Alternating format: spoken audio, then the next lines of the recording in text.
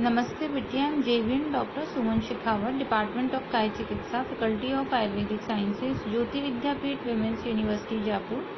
Today we will discuss about शुक्र दोष एवं ट्रीटमेंट ऑफ शुक्र दोष। Today we will discuss about impotency और क्लैव्य। क्लैव्य जो है यह शुक्र व स्रोतस का रोग है, स्रोतोगत व्याधि है। जिस रोग में रोगी मैथुन करने में असमर्थ होता है उसे क्लैव्य रोग कहते हैं। यह शुक्र धातु के दूषित होने से उत्पन्न होता है। क्लैव्य का अगर हम पर्याय देखें तो इसका नपुंसकता और षंडता जो है यह इसके पर्याय है। इसके रेफरेंस ग्रंथ जो हैं जैसे कि चरक संहिता चिकित्सा स्थान अध्याय 30 में, शुश्रुत संहिता शारीर स्थान अध्याय 2, शुश्रुत संहिता चिकित्सा स्थान अध्याय 26, भाव प्रकाश उत्तरखंड अध्याय 72, माधव निदान उत्तरार्ध, यहाँ पे जो है इनके रेफरेंस मिलते हैं डिजीज के। अगर हम क्लैव्य के भेद की बात करें तो 4 प्रकार का बताया गया है इसका: बीज उपघात जन्य, ध्वज उपघात जन्य, जराजन्य एवं शुक्रक्षय जन्य। अगर हम इसके निदान की बात करें तो कुछ इसके सामान्य निदान बताए गए हैं, जैसे कि अत्यधिक मैथुन से या फिर प्रकृति विरुद्ध आहार विहार से, अयोनि में मैथुन से, या कटु तिक्त कषाय लवण अम्ल उष्ण आहार के अति सेवन से, स्त्री मनोनुकूल न होने पर, वीर्य का अधिक स्त्राव होने से, वृद्धावस्था में, भय शोक चिंता क्रोध आदि के कारण क्लैव्य की उत्पत्ति हो सकती है, एवं शस्त्र कर्म शार कर्म अग्नि कर्म के अनुचित प्रयोग से, मल मूत्र शुक्र के वेग को धारण करने से, रस आदि जो धातुएं होती हैं इन धातुओं के अत्यंत दूषित हो जाने से जो है क्लैव्य रोग की उत्पत्ति होती है। वैसे जो है अगर हम इसके कुछ विशिष्ट निदान भी वर्णित हैं, अगर हम इसके विशिष्ट निदान देखें तो जो अलग अलग भेद के अनुसार इसके विशिष्ट निदान बताए गए हैं, जैसे कि बीज उपघात से उत्पन्न अगर क्लैव्य है तो उसमें शीत रुक्ष अल्प आहार सेवन से, सड़ा हुआ विरुद्ध आहार सेवन से, अजीर्ण में भोजन करने से, शोक चिंता भय आदि की वजह से, अधिक मैथुन करने से, या पुरुष का स्त्री पर विश्वास न होने से, या स्त्री का पुरुष से प्रेम न होने से, वमन आदि का उचित प्रयोग न होने से रोगी अत्यंत जो है दुर्बल हो जाता है तथा हृदय रोग पांडु रोग तमक श्वास कामला ज्वर आदि से पीड़ित रहता है। अगर हम ध्वज उपघात जन्य क्लैव्य की बात करें, जिसको ध्वजभंग भी कहा गया है, तो इसका जो है अम्ल लवण क्षार का अति सेवन करने की वजह से, या विरुद्ध एवं असात्म्य आहार का सेवन करने से, विषम भोजन करने से, गुरु पदार्थ दूध दही के अति सेवन से, आनूक मांस के अति सेवन से, कन्याओं के साथ में जो है मैथुन से, योनि रोग से पीड़ित रजस वाला दुर्गंधित योनि, जिस स्त्री ने बहुत दिनों तक मैथुन न किया हो, या हस्त मैथुन करने से, मूत्र इंद्रिय में आघात लगने से, मैथुन पश्चात इंद्रिय प्रक्षालन न करने से, मूत्र इंद्रिय पर शस्त्र दंत नख आदि से क्षय हो जाने से, शुक्र के वेग को रोकने से लिंग से सदैव दुर्गंध आती है। इसके पश्चात मूत्र इंद्रिय व अंडकोश जो है ये सड़कर गिरने लग जाते हैं। अगर हम वृद्धावस्था जन्य क्लैव्य की बात करें तो वृद्धावस्था में प्राय मनुष्यों का शुक्र क्षीण हो जाता है, यह स्वाभाविक होता है। वृक्ष औषधियों का सेवन न करने से, पूर्ण रूप से आहार का सेवन न करने से, अधिक परिश्रम करने से शरीर विवर्ण दुर्बल दीन हो जाता है एवं शीघ्र ही अनेक प्रकार की व्याधियों से आक्रांत हो जाता है। यहाँ पे अगर जो हम जैसे शुक्र क्षयजन्य क्लैव्य की बात करें तो अधिक चिंता शोक भय क्रोध ईर्ष्या की वजह से, कृश होने पर भी रुक्ष आहार का सेवन करने से, असात्म्य आहार सेवन करने से, अधिक मैथुन करने से, इसलिए जो है आरोग्य की इच्छा रखते हुए भी रोगी जो है उसका निम्नोक्त कारणों की वजह से शुक्र जो है उसकी विशेष रूप से क्षय हो जाता है। अगर हम व्याधि की संप्राप्ति देखें तो जो सामान्य एवं विशिष्ट विभिन्न प्रकार के जो निदान हैं, इनका सेवन करने से वातादि दोष प्रकोपित हो जाते हैं। वातादि दोषों के प्रकोप होने से शुक्र व शिराओं के अंदर दोषों का स्थान संश्रय हो जाता है। स्थान संश्रय पश्चात शुक्र की दुष्टि हो जाती है एवं क्लैव्य रोग की उत्पत्ति होती है।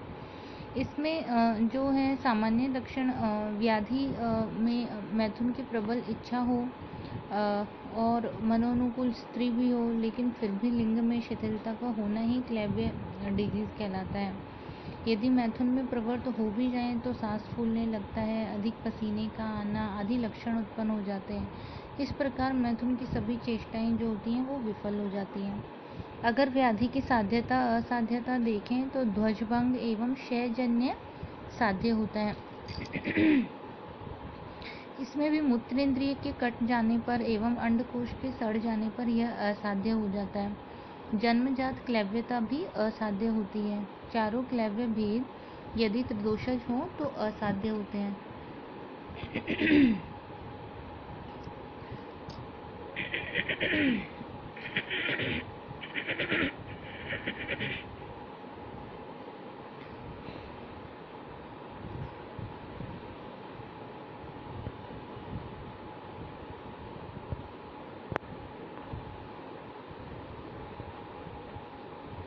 अगर हम व्याधि के चिकित्सा सिद्धांत की बात करें तो इसमें जो है जिन कारणों की वजह से व्याधि की उत्पत्ति हुई है उनका परिवर्जन करना चाहिए, निदान परिवर्जन करना चाहिए। इसके अलावा यहाँ पे संशोधन चिकित्सा बताई गई है, जैसे कि स्नेहन, श्वेदन, स्नेह युक्त विरेचन, आस्थापन बस्ती, अनुवासन बस्ती आदि। वाजीकरण एवं रसायन औषधियों का प्रयोग, दैव व्यापाश्रय चिकित्सा, अभिचार से जो उत्पन्न नपुंसकता जो है उसमें दैव व्यापाश्रय चिकित्सा काफ़ी महत्वपूर्ण रहती है। इसी के अलावा कुछ विशिष्ट चिकित्सा भी बताई गई है, जैसे कि ध्वजभंग जन्य अगर नपुंसकता है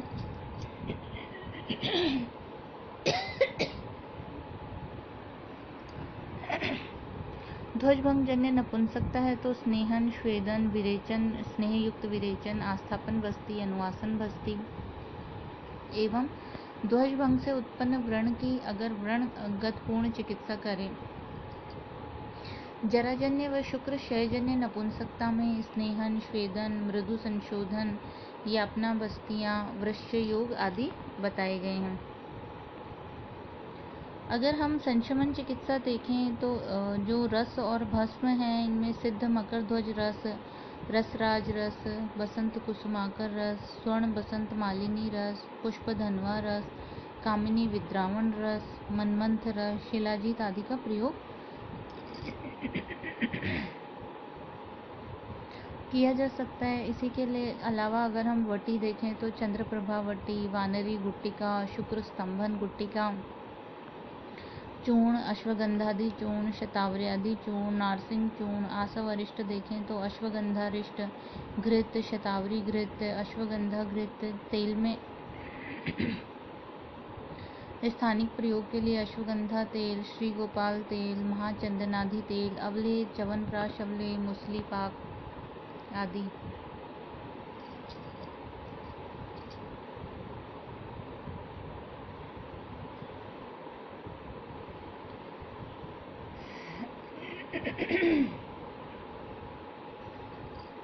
व्यवस्था पत्र जो है अगर हम इसमें देखें व्याधि के अंदर तो सिद्ध मकर ध्वज रस, पुष्प धनवा रस के साथ चंद्रप्रभा वटी, शतावरी आदि चूर्ण आदि उष्ण दुग्ध के साथ में दिया जा सकता है। इसी के अलावा हरित की चूर्ण दे सकते हैं।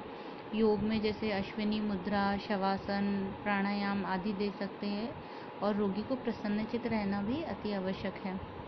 इसी के अलावा अगर हम विशेष चिकित्सा देखें तो अश्विनी मुद्रा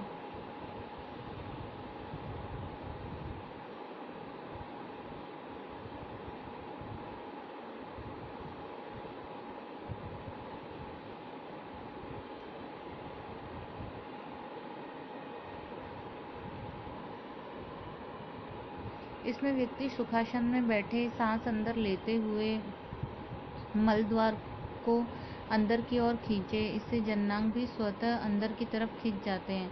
5 से 8 सेकंड के लिए इसी मुद्रा में रहे, फिर विश्राम की अवस्था में आ जाए। इस क्रिया को 5 से 6 बार करें। यह क्रिया शास्त्रीय अश्विनी मुद्रा से कुछ भिन्न है।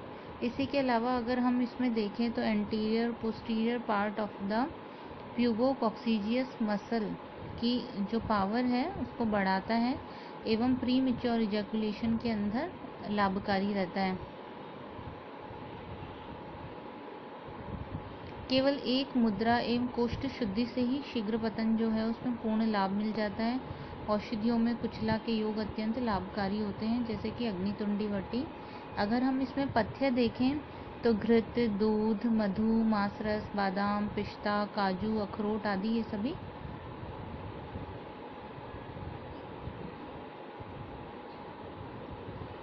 सभी पथ्य बताए गए हैं। इसके अलावा स्त्री स्पर्श, माला धारण, मित्रों के साथ मधुर संगीत, अभ्यंग, पूर्ण विश्राम आदि को पथ्य बताया गया है।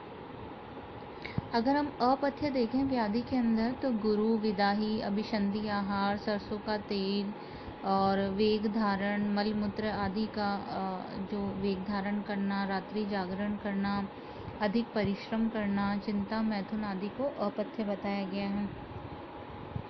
अगर हम शुक्र के दोष देखते हैं तो शुक्र में 8 प्रकार के दोष बताए गए हैं, जैसे कि शुक्र बहुत फेनिल हो, फेन युक्त हो, तनु हो, पतला, रूक्ष हो, विवर्ण हो, 5 जो है पूती या दुर्गंध युक्त हो, पिच्छिल हो, रक्तादि से मिश्रित हो, या फिर अवसादी शुक्र होते शुक्र निकलने के बाद भी अधिक दुर्बलता का अनुभव होना।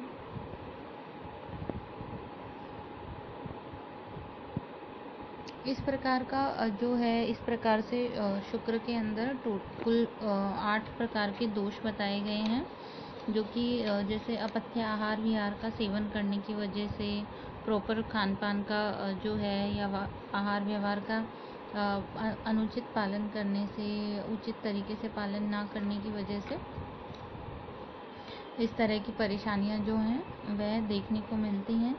तो अगर हम दूषित शुक्र के दोषानुसार ये जो 8 प्रकार के शुक्र दोष बताए गए हैं, अगर इनको दोष के अकॉर्डिंग देखें तो वात से दूषित शुक्र जो है वह फेन युक्त, अल्प मात्रा, पतला और गर्भ उत्पन्न करने में असमर्थ एवं रूक्ष होता है। अगर हम पित्त से दूषित शुक्र देखें तो यह पीला वर्ण का, पित्त से दूषित शुक्र की वजह से लिंग में दाह होगा, उष्णता रहती है, दुर्गंध युक्त शुक्र की प्रवृत्ति होती है। एवं कफ से दूषित शुक्र जो है यह अत्यंत पिच्छिल होता है।